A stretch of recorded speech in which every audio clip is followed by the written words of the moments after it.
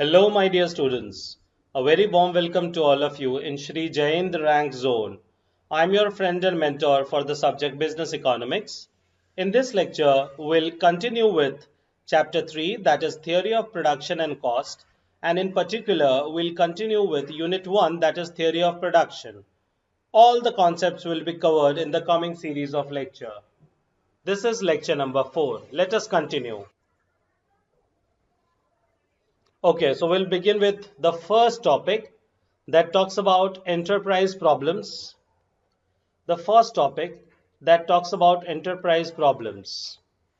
An enterprise faces a number of problems from its beginning through its life and till its closure.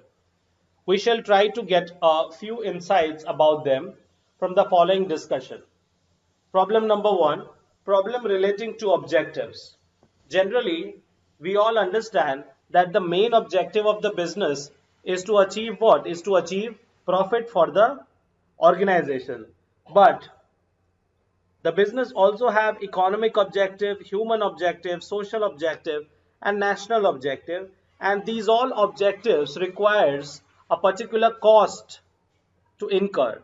But if the company or the organization will incur a particular cost for economic, social, human objectives, in that case, their main objective of the business, the primary objective of the business, is obviously adversely affected, and that is decrease in the profits. I believe you understood. Let us read the text. As mentioned earlier, an enterprise function in the economic, social, political, and cultural environment. Therefore, it has to set its objective in relation to its environment.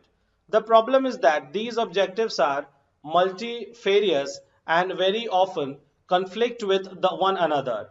For example, an objective of maximize profit is to conflict with the objective of increasing the market share, which generally involves improving the quality of the product.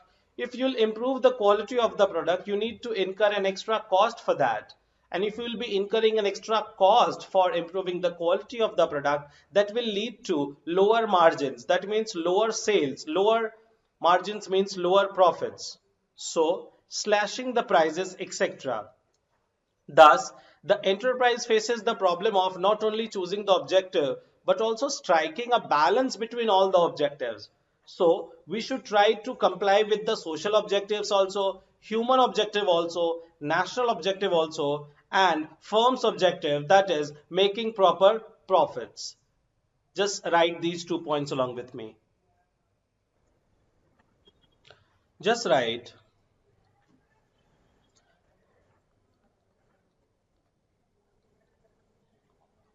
the enterprise faces the problems of not only choosing its objectives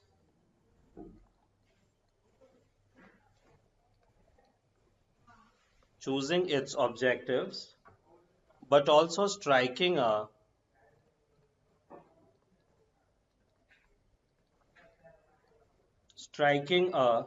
balance among them.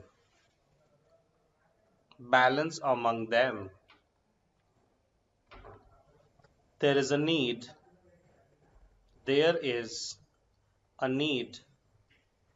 for setting priorities among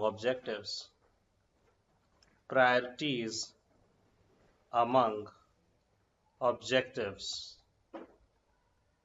Okay?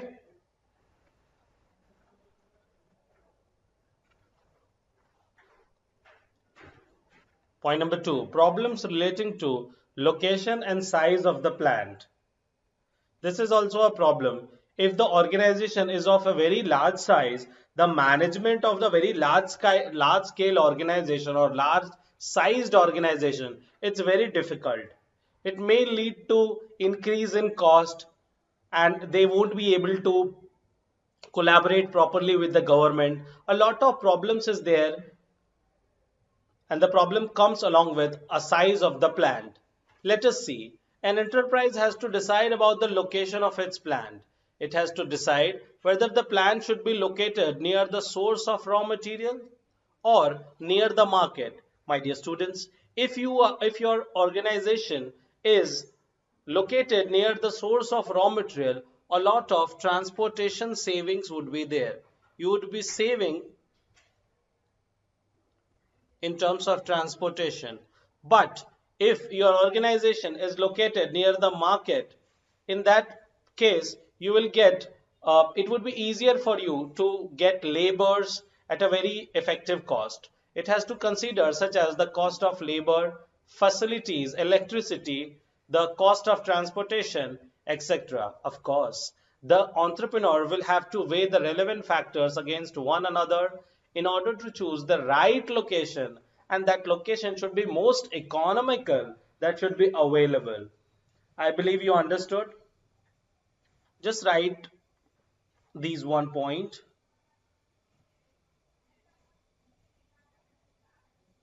In addition to this, in addition to this, for each location, for each location, the firm has the firm has to consider other costs, other costs like labor, facilities, distribution, etc. Distribution cost, etc.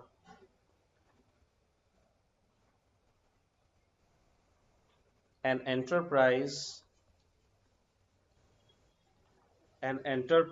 has to decide about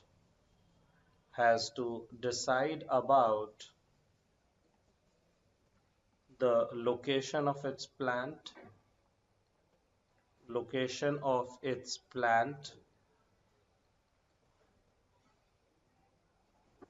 A plant near the source of raw material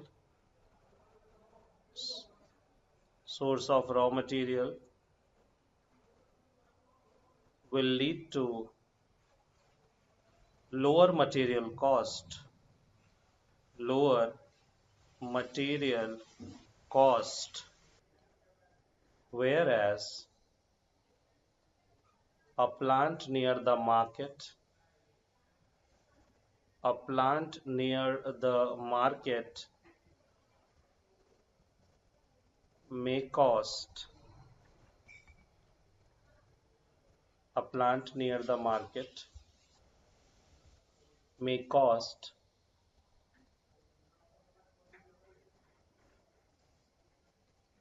high in terms of materials, that is raw materials, obviously. Let us continue. Another problem relates to the size of organization. It has to decide whether it is to be a small scale unit or it should be a large scale unit. Due consideration will have to be given to technical, managerial, marketing and financial aspects of the proposed business before deciding on the scale of operations. It goes without saying that management must like a realistic evaluation of its strengths and limitations while choosing a particular size of the new unit. I believe you understood till over here. So this relates to size of plant. Just write point number 3, size of plant. Let's continue. This is point number 4. Problems relating to selecting and organizing physical facilities. Problems relating to selecting and organizing physical facilities. A firm has to make decisions on nature of production process to be employed and type of equipments to be installed. Type of equipment to be installed. The choice of the process and equipment will depend upon the design chosen and the required volume of production units. As a rule, you can say that production on a large scale involves the use of elaborate, specialized and complicated machinery, and quite often the entrepreneur has to choose from different type of equipment and processes of production. Such a choice will be based on evaluation of relative cost and efficiency. Having determined the equipment to be used and the process to be employed, the entrepreneur will prepare a layout illustrating the arrangement of equipment and building and allocating each activity.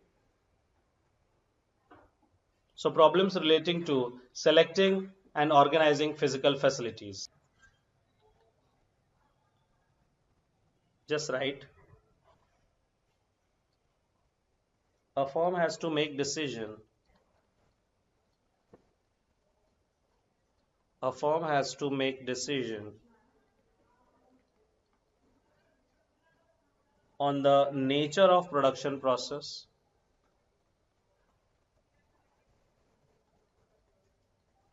nature of production process to be employed,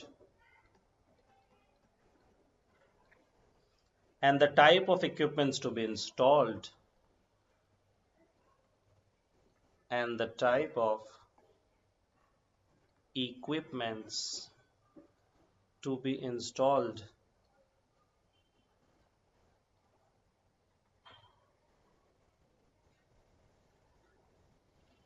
Based on what? Based on factors like design of the product or design of machinery, technology available, technology available for production, required output levels,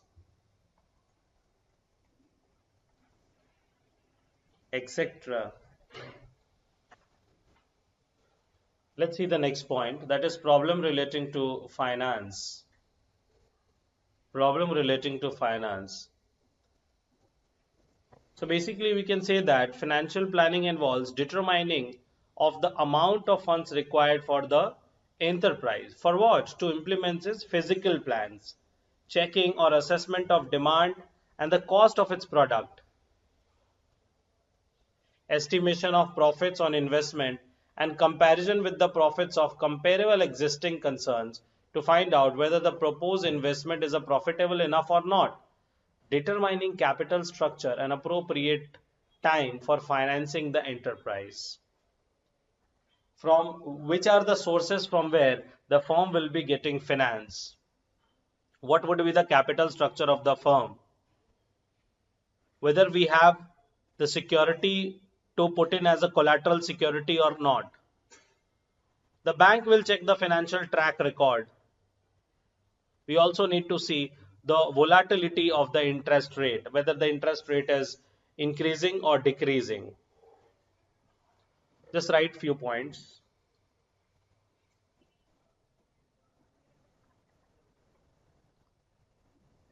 There may be various problems facing the enterprise, facing the enterprise relating to what? Availability of capital,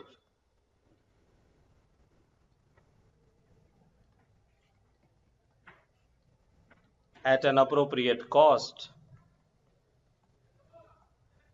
at an appropriate cost. Promoter entrepreneur, promoter entrepreneur,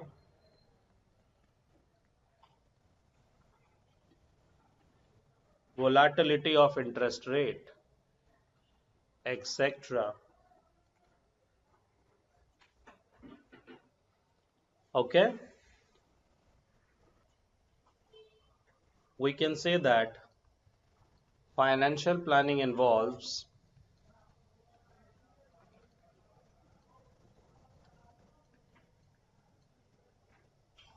determination of the amount of funds required for the enterprise to implement its physical plan. For the enterprise to implement its physical plans.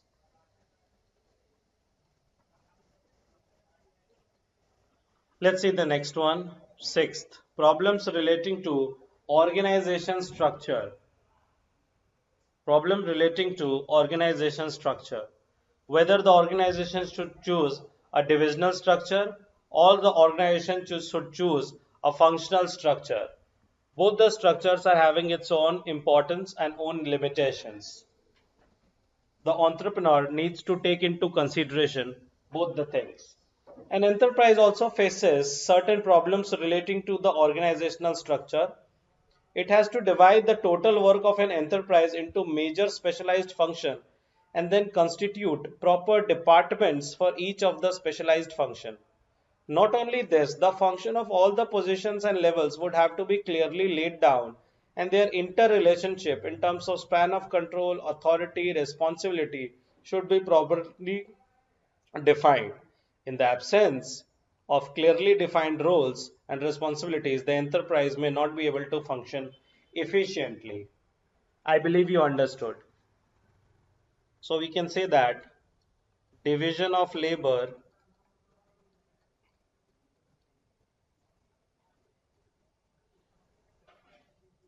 division of labor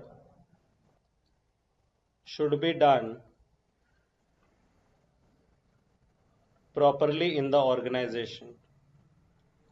Properly in the organization.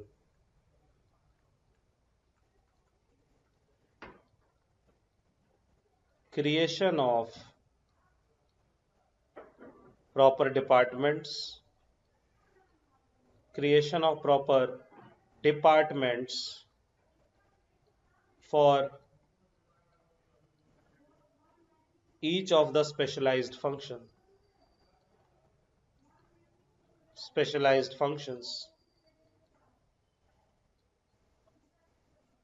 In the absence of clearly defined roles and relationship, the organization won't be able to perform efficiently. I believe you understood. Let us see the seventh point that talks about problems relating to marketing. Problems relating to marketing. Proper marketing of the products and services is essential for survival and growth of the enterprise.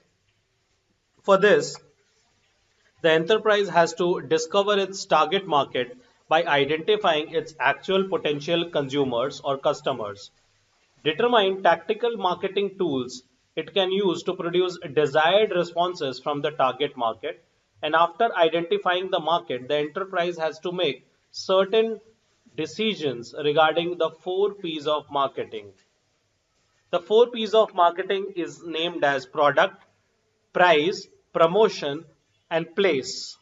While we decide about the product, we need to decide about the quality of the product, the design of the product, the weight of the product, the color of the product, the brand name of the product, the logo of the product, the features of the product, the varieties available in the product, the packaging of the product, the associated services which could be available with the product, the utility of the product, and the price of the product.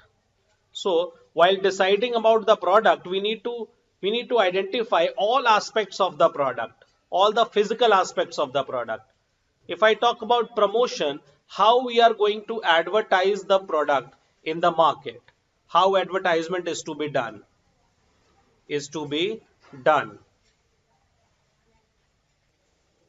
Whether we will do personal selling, whether we will do sales promotion, billboards, billboards, hoardings, television ad, television and radio ads, or social media marketing. Which channel of promotion is to be used, social media marketing, etc. The third is deciding about the price of the product. My dear students, the price of the product cannot be decided in an ad hoc manner. The company needs to calculate the cost of the product, and they need to decide the margin that they require on that cost, and accordingly the price could be decided. This price decision is known as cost plus pricing. Cost plus pricing. So pricing policies regarding the pricing, discounts to be allowed, allowances, credit terms, 3 months, 2 months, 1 month, 15 days, concessions available should be decided in terms of price. The next point is place. Place is basically talking about the distribution channel. So there is a difference between where we produce the product, and there is a difference between where the consumption taken place. The goods needs to be transferred from the place of production to the place of consumption, and that's where the place come into its own significance. Policy regarding the coverage, outlets for sale, channel of distribution, location decisions, layout of stores, inventory, logistics are all the decisions which could be taken under the head place. So this was about the problems relating to marketing of a product. My dear students, you try to understand that marketing is a very wider concept as compared to selling. Marketing is a very wider concept as compared to selling. Selling is a part of marketing. Selling is a part of marketing, and marketing involves selling. Marketing involves, or you can say marketing includes selling. Selling is something which is started after the goods is produced, but marketing starts before the goods is produced, at the inception, that is from where the market research happens. Let's continue with point number 8, and that talks about problems relating to legal formalities, the legal compliances. Legal compliances. A number of legal formalities have to be carried out during the time of launching the enterprise, that is starting the enterprise, as well as during its lifetime till closure. These formalities relating to assessing and paying different types of taxes, that is corporate tax. Corporate tax is on income. Excise tax. Excise tax is something which is there on production. If we are producing a product, we need to pay excise duty. Sales tax, goods and service tax. Custom duty is on import and export.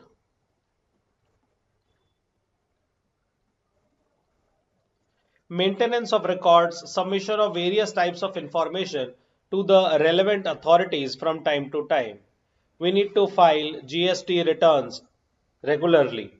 Adhering to various rules and laws formulated by the government. For example, laws relating to the location, environmental protection, control of pollution, size of the organization, wages and bonus given to the employees, the EPF Act, Employees Provident Fund Act, corporate management licensing, prices, etc. So the business needs to comply with all the legal formalities.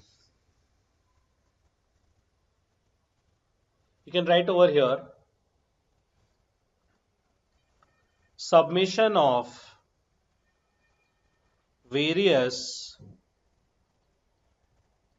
types of information, submission of various types of information, oblique returns, the annual returns, oblique forms to various authorities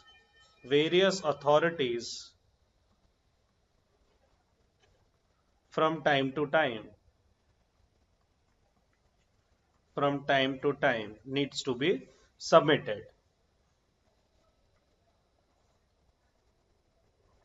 maintenance of records, maintenance of records for specialized number of years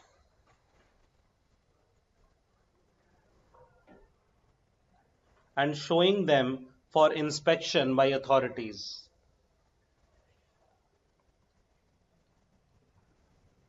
For inspection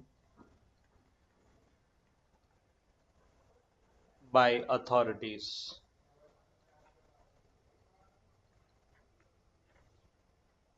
Let us move ahead and see the ninth point, and that talks about problem relating to industrial relations. So there are some problems which an enterprise faces with regard to industrial relations.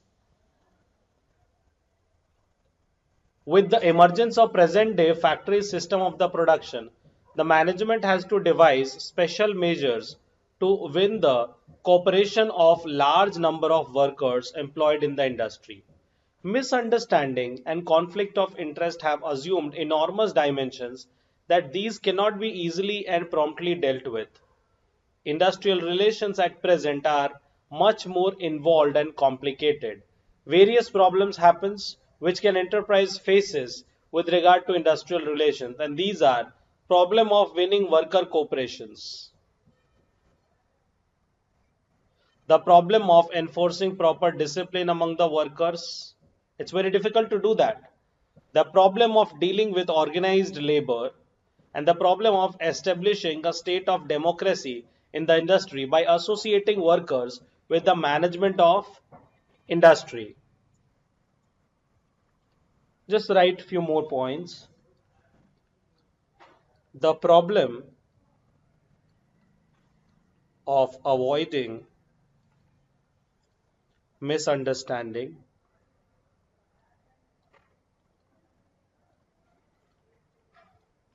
and conflict of interest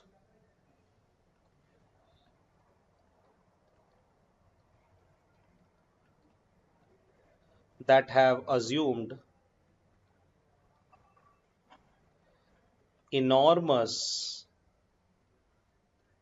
dimensions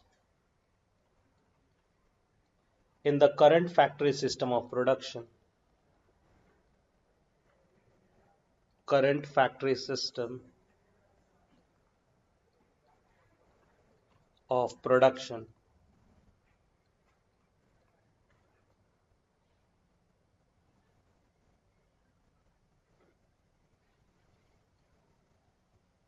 The problems of trade unions, etc. So students, we have just completed the enterprise problems.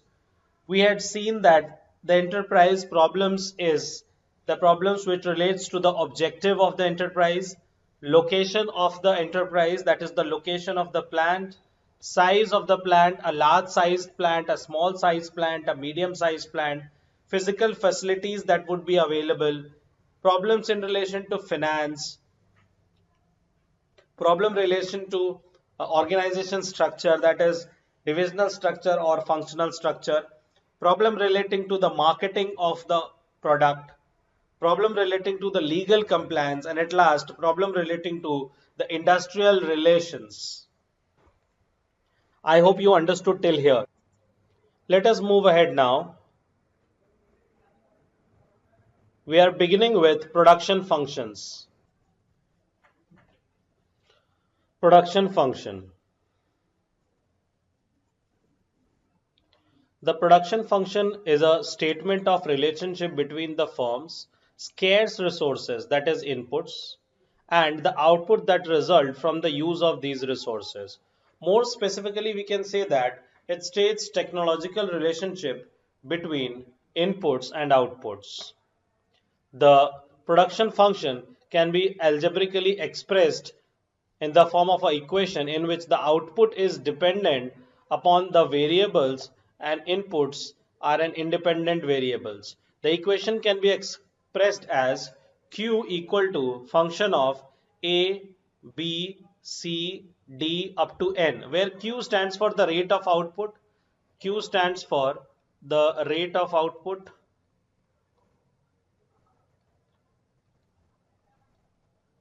and the commodities A, B, C, D basically used as a different factor inputs and services used per unit of time. A, B, C, D are used as factor inputs.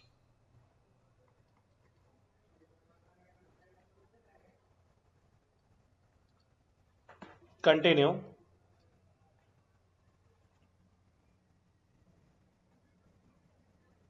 Okay. Just try to understand that production function is a functional relationship between the physical inputs and physical outputs. Just take it over here, take notes. Production function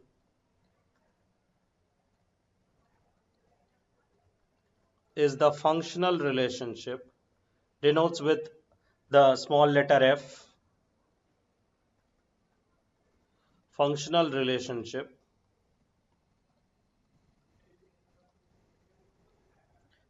between physical inputs,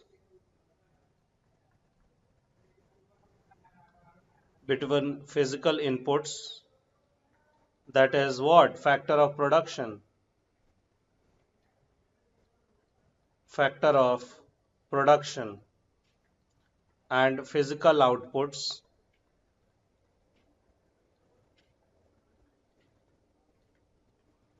that is the quantity of goods and services procured.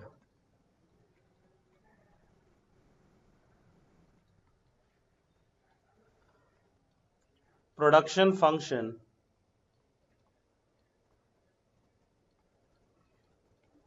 states the relationship between inputs and outputs,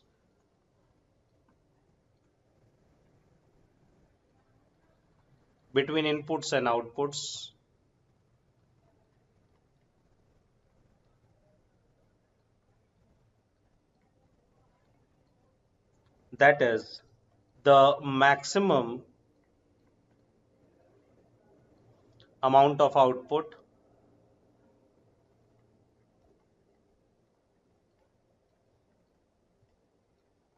that can be produced with given quantity of inputs.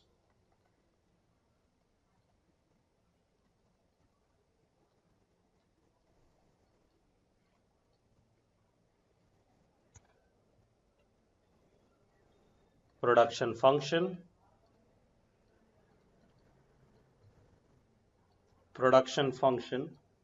gives the minimum quantities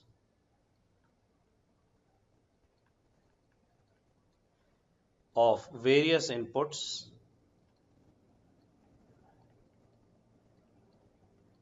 that are required to yield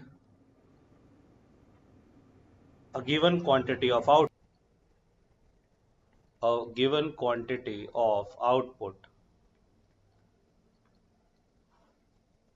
I hope you are clear till here.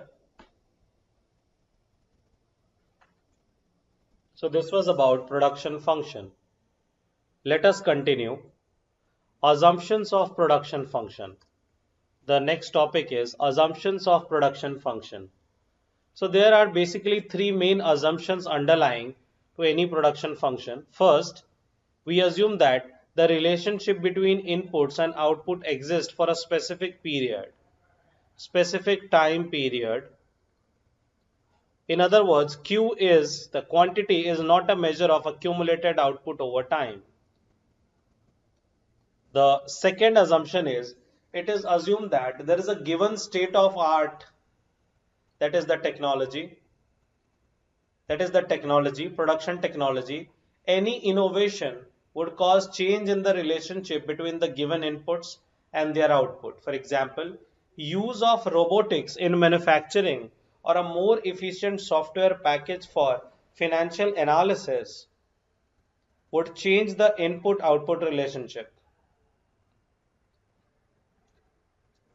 So obviously, if you are using a better technology, a state-of-art technology, innovative technology, a new technology, a good software package to analyze the financial terms. In this case, what happens? The input output ratio will obviously improve. So over here, as a production function, we assume that state of the art in the production technology remains same. The third assumption is that whatever inputs combinations are included in a particular function, the output resulting from their utilization is at the maximum level. So whatever output we are utilizing is maximum. This is an assumption. The production function can be defined as follows. The relationship between the maximum amount of output, underline maximum amount of output that can be produced and the input required to make the output, it is defined for a given state of technology, that is the maximum amount of output that can be produced with the given quantities of inputs under a given state of technical knowledge. It is given by Samuelson. It can be defined as the minimum quantities of various inputs that are required to yield maximum quantity of output. Input should be minimum, output should be maximum. The output takes the form of volume of good or services, and inputs are of different factor of production, that is land, labor, capital and enterprise. To illustrate, for a company which produces beverages, the inputs could be fixed assets such as plant and machinery, raw material such as carbonated water, sweeteners and flavorings, and labor such as assembly line workers, support staff and supervisory personnel. For the purpose of analysis, we can say that the whole array of inputs in the production function can be reduced to two, that is land and K. L stands for land and K stands for capital. Q, that is the output quantity, is the function of inputs. Input is L and K, labor and capital. Labor and capital.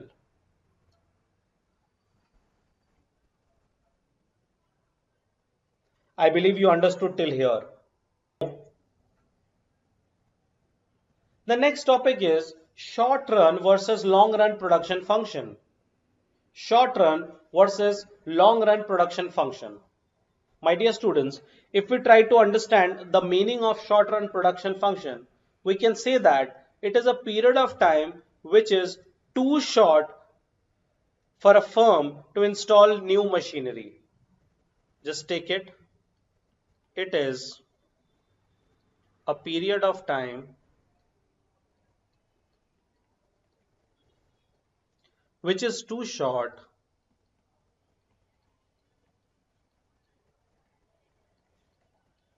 for a firm to install new machinery.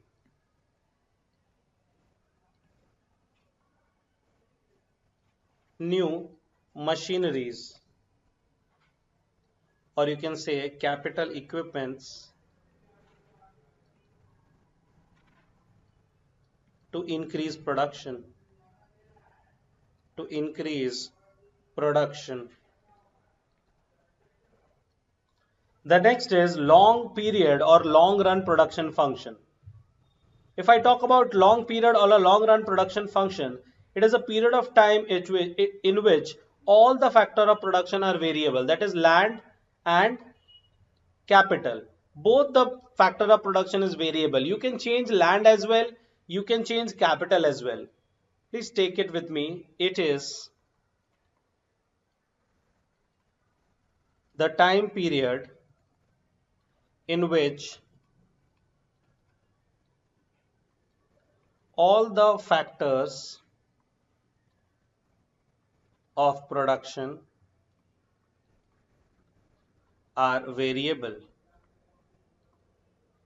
We have assumed here only two factors of production, that is land and capital. So we can say that the firm will be able to install new machineries. Firm will be able to install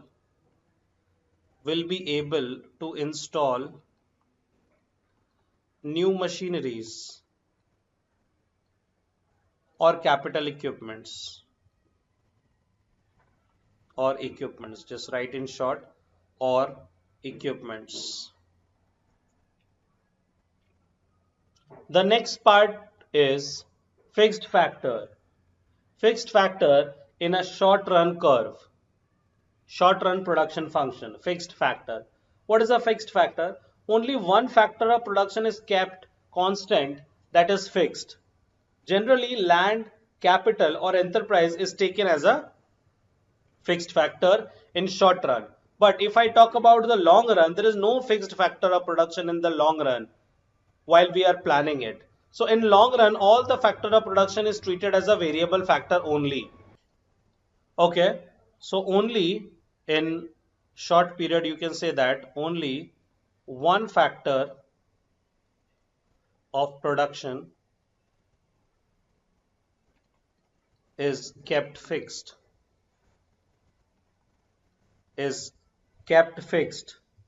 or constant.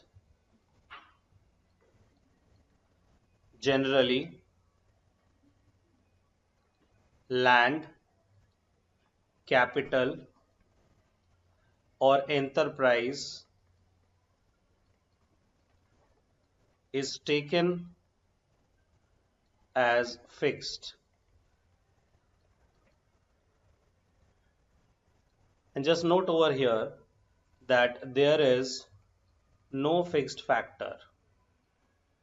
There is no fixed factor of production in the long run. In the long run planning horizon.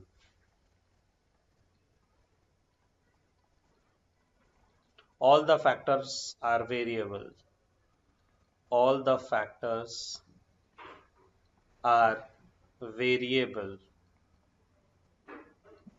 Okay, let's see the third one, that is the variable factor. So over here we can say that all the factor of production other than fixed factor are considered variable. So whatever factor we considered it as fixed factor, example it could be labor, raw material, the rest of the factors could be variable. But in long run all the factors are variable. Just write it over here. All factors of production other than the fixed factor, that is labor. In short run you can't change labor, you can't change raw materials, are considered variable.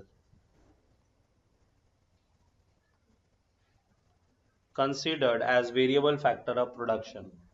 But in case of long run or long period production function, we can say that all factors of production, all factors of productions are variable.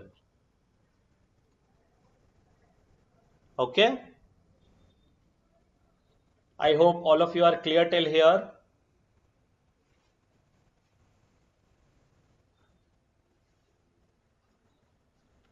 The next is proportion between the factor. Proportion between the factor. In the short run, proportion between the factor may change. That is, more use of variable factor could happen, keeping fixed factor as a constant factor. But in case of long run, the quantity of factor changes, that is more use of all factors, keeping the proportion as constant. I believe you understood. So over here, proportion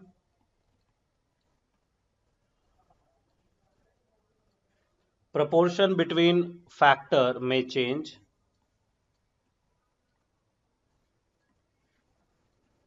That is, we can say that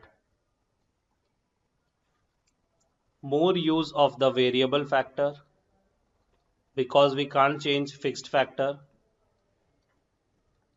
keeping fixed factor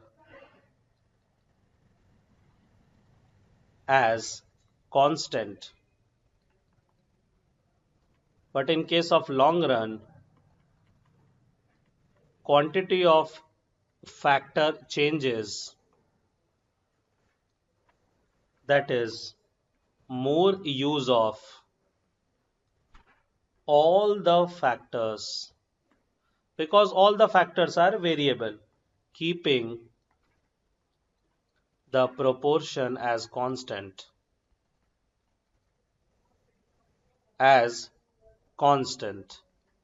Okay, and at last the theory is used.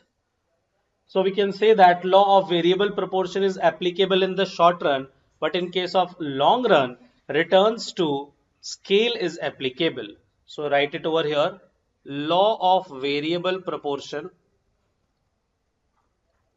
Law of variable proportion is applicable in short run, but in case of long run, laws of returns to scale is applicable in long run. I hope you are clear till here. I believe you understood. Let us shift to the next topic, and that talks about, okay, Cobb-Douglas production function. Try to understand it well. A famous statistical production function is Cobb-Douglas production function. Paul H. Douglas and C. W. Cobb of USA, United States of America, studied the production function of an American manufacturing industry. In its original form, this production function applies not only to individual firms but to the whole of manufacturing in the United States. In this case, output in manufacturing production and inputs used as labor and capital, denoted by the capital letter L for labor and K for capital. Cobb-Douglas production function, just see it over here. Q, that is output, equal to K stands for capital, L stands for labor, A, C, 1 minus A, where Q is the output, L is the quantity of labor, C is the quantity of capital, K and A are positive constants. K and A are the positive constants. The conclusion drawn from the famous statistical study is the labor contributed about 3/4 of and the capital contributed 1/4 in the increase in the manufacturing production. Although we can say that the Cobb-Douglas production function suffers from many shortcomings, it is extensively used in economics as an approximation. I believe you understood.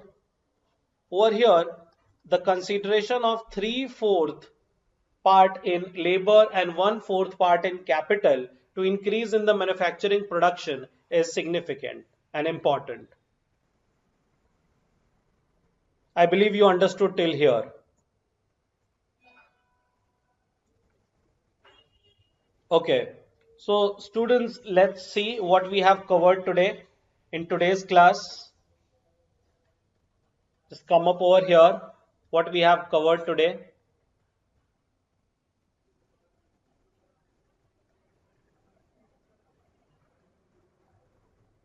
So we began with the enterprise problems. We had seen the enterprise may fall several types of problem. It relates to the objective of the firm, location of the plant, then we understood that size of the plant, the physical facilities available, the finance available, the organization structure, the marketing, that is 4 P's of marketing, that is product, promotion, price and place. We had seen the problems relating to legal formalities. We also seen the problem relating to industrial relations, and then we began with the importance of production function. We've seen the meaning of production function and the various assumptions which relates to production function. And at last, we understood that there is a short run and long run production function, and what is the difference between a short run and a long run production function. We had touched the topic that is Cobb-Douglas production function, and we conclude over here. We'll continue from here in the next class. Thank you.